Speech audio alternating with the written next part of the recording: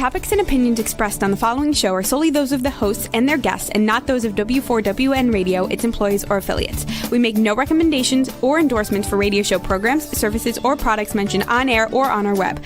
No liability, explicit or implied, shall be extended to W4WN Radio, its employees, or affiliates. Any questions or comments should be directed to those show hosts. Thank you for choosing W4WN Radio. This is Beyond Confidence with your host, Divya Parekh. Do you want to live a more fulfilling life? Do you want to live your legacy and achieve your personal, professional, and financial goals? Well, coming up on Divya Parekh's Beyond Confidence, you will hear real stories of leaders, entrepreneurs, and achievers who have stepped into discomfort, shattered their status quo, and are living the life they want. You will learn how relationships are the key to achieving your aspirations and financial goals. Moving your career or business forward does not have to happen at the expense of your personal or family life, or vice versa. Learn more at www.divyaparekh.com, and you can connect with Divya at contact@divyaparekh.com. This is Beyond Confidence, and now here's your host, Divya Parekh. Good morning, listeners. This is Divya, and I'm thrilled to be here with you. I love spending the time with y'all, and I want to share that. Thank you to each and every one of you who have got my books, especially the books that you see right behind me, The Entrepreneur's Garden and Expert to Influencer. Because the profits from the books, a part of it we are sharing with global entrepreneurs in Kiva.org. And the best part was that Kiva just shared that we were able to jump in when they were matching it and doubling it. So that was so amazing. And I want to invite you to share 1 hour of your time with no strings attached with someone where you just help them, whether it's your family, neighbors, or in the community, or doing something for environment. Take that time every month and do something so that we can better humanity. Let's invite our guest. Welcome, Ellie. Thank you so much for having me. It's a pleasure to be here today. Oh, absolutely. It's wonderful to have you here, Ellie. So we usually start out with a question or a peek in your childhood. Do you recall any moment that still stands out for you today? Absolutely. So many of them. And I would say that one of the most life-changing moments for me was when I was about 10 years old and I happened to catch a late night Tony Robbins infomercial. So in that late night infomercial, that was my first exposure to Tony Robbins. And I had quite a difficult childhood, but I heard him say a few things that have really become my North Star and that have become my guiding forces throughout the rest of my life. So I heard him say in that infomercial, change your story, change your life. I heard him say, life happens for you, not to you.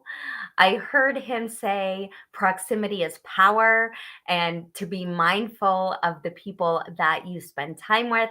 I heard him say so many incredible actionable tidbits that stuck with me from that first viewing of the infomercial at 10 years old. Wow. Now that's very powerful. That stayed with you. And because it's important, all of the things that you're sharing, being mindful of who do you spend your time with. And if somebody's pulling you down, draining your energy, then it's going to take you a whole lot of time back to pull yourself out of it. Yeah, for sure. And not just that, but part of proximity is power and being mindful of who you're spending your time with is, are you surrounding yourself with people who build you up? Are you surrounding yourself with people who are further along in the journey than you? Are you surrounding yourself with people who have achieved the things that you want to achieve? Right? That's how you see possibility. That's how you learn shortcuts. I learned a long time ago never to be the smartest person in the room, never to be the most accomplished person in the room, but to always make sure that I'm in an environment where I can learn. and then take that knowledge that I'm learning and be able to share it with someone else. Mm-hmm. So, as you grew up, what interest did you have and which direction did your career take? Oh my goodness, so many things. So, as I referenced, I did not have the easiest of childhood. So, we did not have a lot of extra money. I've been working multiple jobs since I was 10 years old. We used to go through the trash cans to collect newspapers and glass and aluminum cans and then take them to the recycling center to get some extra money. So, I learned to be resourceful through that, through those experiences. But I'm also an abuse survivor, rape survivor, and domestic violence survivor who's actually lived in hiding. I've been homeless. I've lived in my car. I've eaten the food restaurants we're throwing away at the end of the night. And I'm a cancer survivor and a medical miracle who's been defying the doctor's death deadlines since they first told me I'd be dead by Christmas of 2000. So my my life and the decisions about career, about impact, about service have uh, all those decisions have been shaped by a lifetime of these experiences. So it's been quite a journey with a lot of twists and turns. Today, I am known as the staff attorney for a federal judge for 20 years. I'm also the dean of a law school and the former dean of criminology and criminal justice. I've got several companies. I've got 2 publishing houses. I have a nonprofit, and I'm a media personality. So I'm quite busy in a lot of different fields. Well, congratulations Thank and you.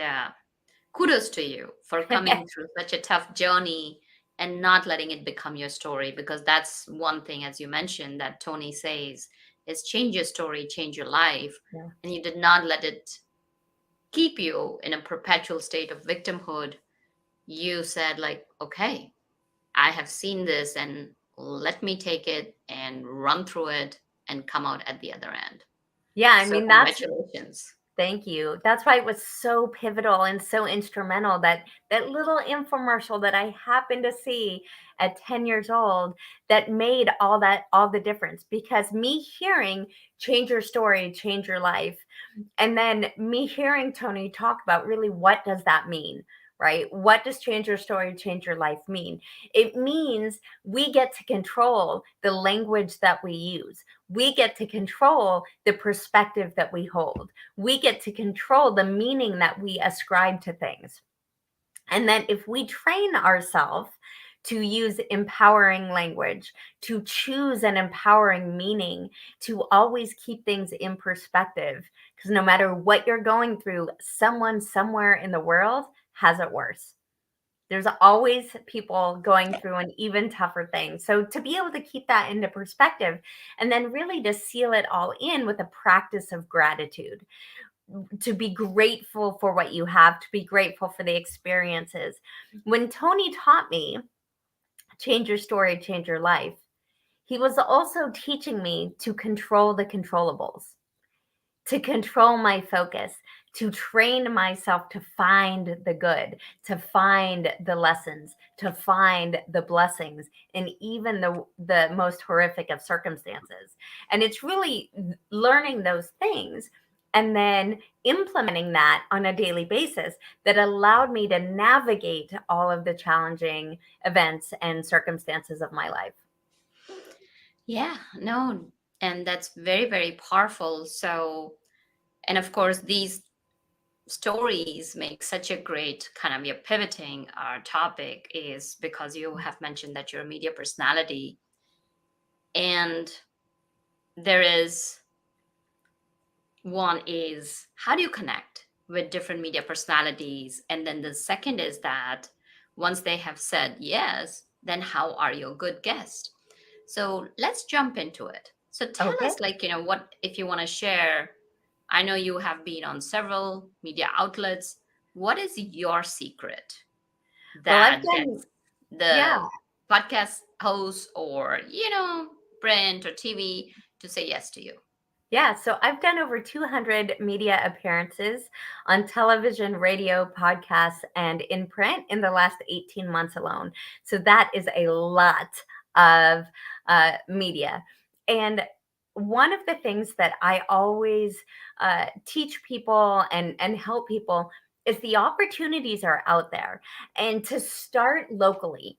Because I can't just call when now I can, but at the beginning, when I had no experience and I was just getting started, I couldn't just call CBS National News and say, "Hey, you want to do a feature on me or you want to have me as a guest?"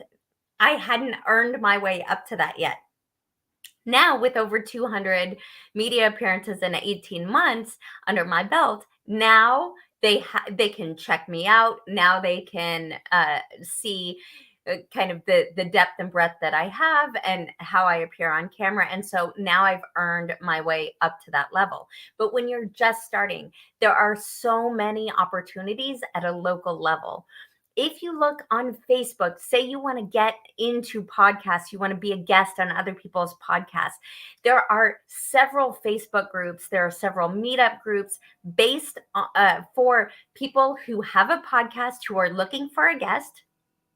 And so these are free communities that you can join if you're out there and you're like, yay, I want to be interviewed. Go to Facebook, in the search bar, type in podcast guest or podcast host, and then filter it by groups. And you will see a ton of groups that you can join for free.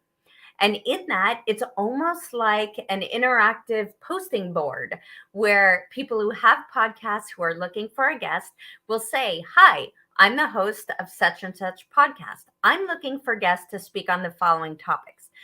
If you speak on any of those topics, then all you have to do is reply to that and say, "Hey, I'm available. I would love to connect. Let's set up a time to talk." And so that is an easy way via Facebook. And again, Meetup also has the same thing where there are meetup groups specifically to match up podcast hosts and guests. So run out and do that if you are looking to be a guest on a podcast, because that's really where you're going to get your training wheels. Those are going to be your easy yeses. They are hosts who are actively searching for a guest. If you meet their criteria and you can speak on whatever their topic is, they would be delighted to interview you. And that's how you're going to start to build that portfolio and get the experience to then be able to go to your local NBC station or your local CBS station or your local PBS station or your community television and request to be a guest on one of the shows that they have. So start with the free resources. Facebook is your friend. Facebook groups are your friend, and meetup groups are your friend as well. Yeah, so that's a really very, very powerful. So being a media person myself, I always love to hear what the guests have been doing. So now let's say you talked about the local TV shows, Yep. local community where people can get on. But then there's so many different producers, so many different shows, and it can be overwhelming. How can they kind of go? Which, of course, if you take a look at a local TV station's website, you're going to see different producers and all that, but it can still be an overwhelming for a person, especially if they're an entrepreneur or even if they're an individual with a lovely story like yours. Well, I would always say be authentic. So when you're searching, you genuinely want to find the TV shows or the podcasts where you're the best fit. Don't just go for anything and everything and just to get experience and just to get people to say yes. Because here's the thing. Those appearances follow you. And so you really want them to be relevant. You want them to be on something that showcases your story or your expertise, something that then can serve almost as an audition reel for the larger media. And so when you're looking at the TV stations, when you're looking at the programming on the TV stations or the producers, Find the ones who are actually producing things that are relevant to your expertise and your story. So it's not about mass mailing. It's not about spamming 100 direct messages or sending 100 emails to anyone and everyone. Don't do the shotgun approach. Be very intentional and do your homework on the show. Do your homework on the host. And when you're connecting with them, when you're sending that email or that Instagram message or that direct message, make sure that the message is specific and it reflects the fact that you've done your homework and that you really would be a good fit on that show for the following reasons. Producers get spammed. Hosts get spammed. Everybody wants to be on their show. People reach out to me all the time to be on my TV show or my podcast or my expert YouTube.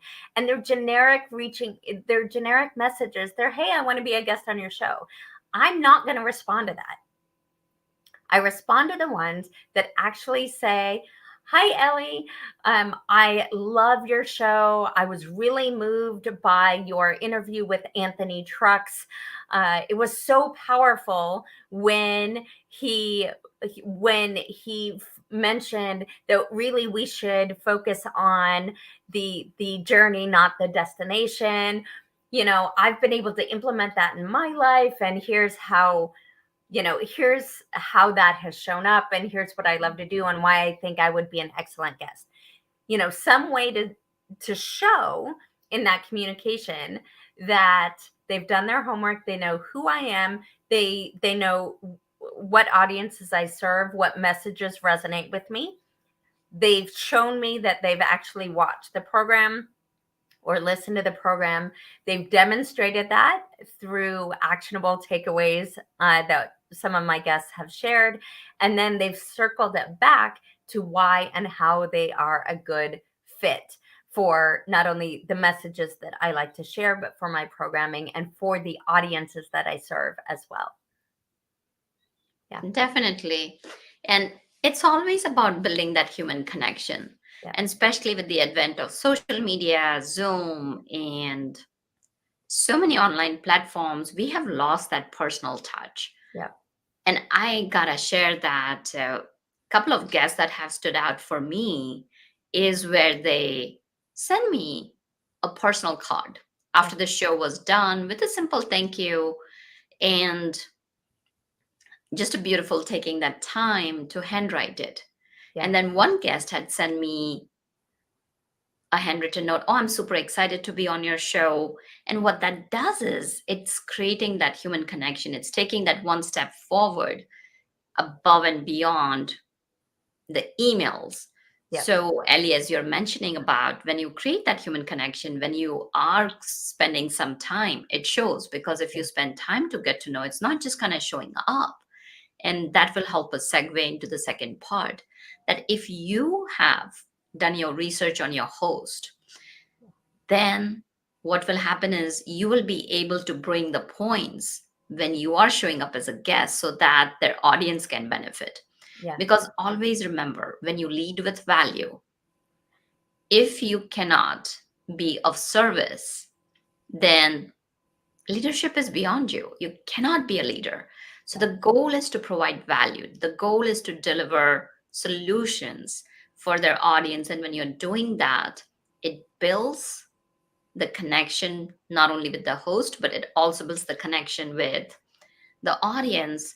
And people like the show. And if people like the show because they're getting the value, there'll be more downloads. And so in the long run, it's a win-win situation. When you help others, you are actually helping yourself. Yeah. And I love your point about leading with value, because it is always about service. When somebody wants to be a guest just for exposure, just to build themselves up, hosts, it's not your first rodeo. So you can smell it a mile away. It's so much more important who's in the audience? What do they need? How can you serve them powerfully? How can you show up authentically and deliver that value for the host and for the audience? Lead with service, and the rest will follow. Mm-hmm. Absolutely. I'm a firm believer in that. So now let's say somebody has got the yes that they were looking for. Now they have that chance to show up on podcasts, they have a chance to show up on local TV show, they're building their portfolio. Now they show up on the day of the show, whether it's a radio show or a TV show. What are a few tips from you making 200 media appearances, which is quite a bit, very Yeah. phenomenal, that they can be a valuable guest to the host show? Be prepared. Be prepared. Be prepared. Be prepared. Do your homework. Don't think just because you did the homework 3 months ago to get the host to say yes, that you can just show up unprepared on the day of. Remember, it's about service. You are a guest on the host show. So it's how, when you show up, you need to reflect the quality of the host and you need to serve the guest. You need to serve the audience. So you've got to do your homework again on that. Refresh your homework. Listen to the most recent episodes, several of them. Don't just pick one. That's not preparing. Listen to several of them. Watch several of the episodes. What topics have been covered recently? It's not delivering value to the host and to the audience if you are going on spewing what you know, but it happens to be the same thing they covered last time or 2 episodes ago. So it's super, super important that once you get the yes, you do the homework, you prepare. You are very clear on how long the show is going to be. That is critical because it lets you know how long your answers can be. It lets you know how quickly you need to move through things to be able to deliver the value that you want to deliver in the time allotted. Some podcasts might only be 15 or 20 minutes. That's a very different experience than if you're on an hour-long show. So do your research, do your homework, prepare, prepare, prepare.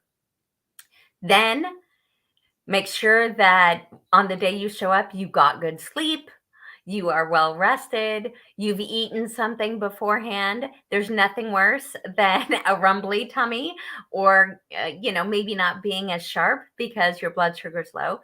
Eat something, drink water so that your vocal cords are hydrated. Don't drink a bunch of soda before you're going to do an interview. Water, so hydrate, prepare, get good rest, eat something so that you can show up fully present. Along that same line, close all other tabs, silence your phone, put your phone away so that you don't have any distractions. You want to be fully present with the host and fully present with the audience. Very powerful tips, Ellie. So, one of the things I want to share is also see if the guest host, if you're a guest, and if the host is sending you a link to join, and if they're sending you any instructions, go through it. Oh, yes. Because I would like to share, we had one of our guests, bless her heart, probably she did not go through the list. And then what happened was that we kept on breaking off. So if your internet connection is not good, or if you're not prepared, then I would highly recommend it's worth even maybe getting a place where, or an internet bandwidth, or there are a lot of like hotspots that you can purchase, get it for even like for a week. Yeah. Rent it out. There may be at some places, but have good strong internet, have good whatever is needed so that you can make the show successful for the host. Absolutely. So important. Absolutely. So we have, thank you, Ellie, for sharing all the details and stuff. Let's go around to your area where you are also an attorney, and you mentioned that you, for 20 years, you have been on staff for a federal judge. How has that been like for you? I love it. I absolutely love it. When I was in law school, I was very interested in civil rights law and constitutional rights law. And then I got the opportunity in law school to clerk for a federal judge on the Ninth Circuit Court of Appeals. And we had the Unabomber case. And I got hooked. That was absolutely fascinating for me to work on the Unabomber case and to also then get exposed to the prison condition cases and some other civil rights cases that were going on at that time. And I found it fascinating. I absolutely loved it. And so I was fortunate to get picked up by a federal judge and served my first federal judge for 14 and a half years. And then I have served his replacement after he retired since 2016. So all in all, it's been over 20 years and it's fascinating. I love it just as much today as I did 20 years ago. And what does it entail? Like for a person, you can call a commoner like me, we don't have any idea. You see all the shows, right? You watch different shows around law and code, and you have an idea about what the pictures, the movies, and what the TV shows are projecting, how close they are to the reality and how far they are. Not at all. Not at all. It's kind of like if you ask a doctor how accurate, ER is, they're going to say not at all. So, in court, a regular prosecution and defense or plaintiff and defendant, it's much more mundane. It's much less showy. As the staff attorney for a federal judge, I'm not either side. I work with the United States judiciary. So my job is to look at all the motions to dismiss, look at all the motions for summary judgment that come before my judge, and to actually read every single piece of paper that both sides submit, look at every single piece of evidence that both sides submit, look at the legal arguments that they're making, look at the claims that they're making, research the law to see what does the law require, what are each element of the claim that they need to prove. And then I look at the evidence, and if they've given evidence that matches each of the elements, they win. And if they're missing something, then they lose. So it's my job to read everything, to look at everything, to do all the research, and then to be able to advise the judge, to brief him on this is what each side is arguing. This is the evidence that we have. This is what the law requires. And this is how I think you should rule. And so I am that behind the scenes advisor to the judge. And it's something that the general public doesn't really think about until you realize we have hundreds of cases at a time. Mm-hmm. And there's one judge.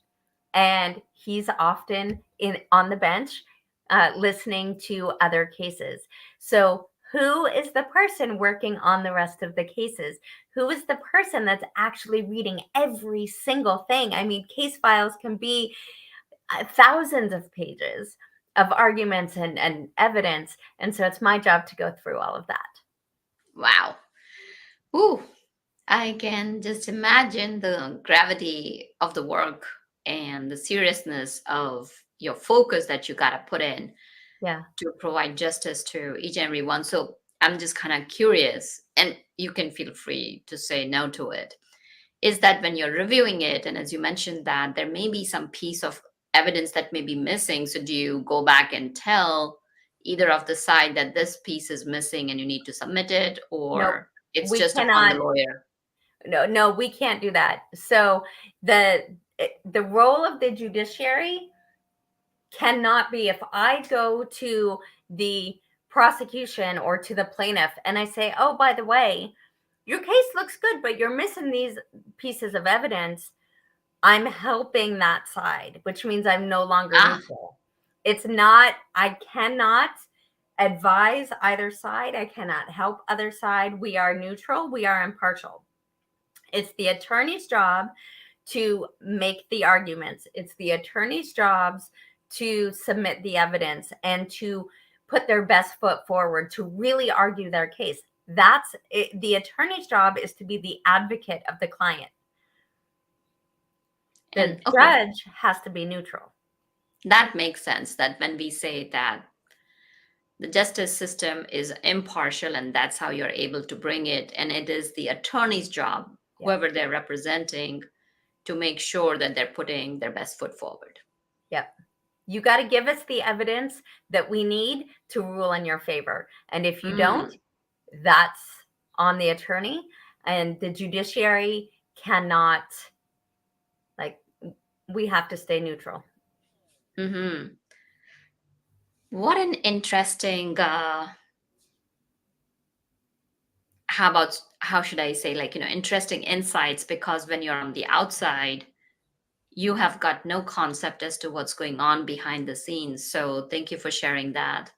And I know you mentioned that you have your hand in like several different areas, Yes. and it's just fascinating how you have been able to accomplish all that. So if our listeners and audience wanted to get in touch with you and get to know about you and connect with you, what's the best way to go about it?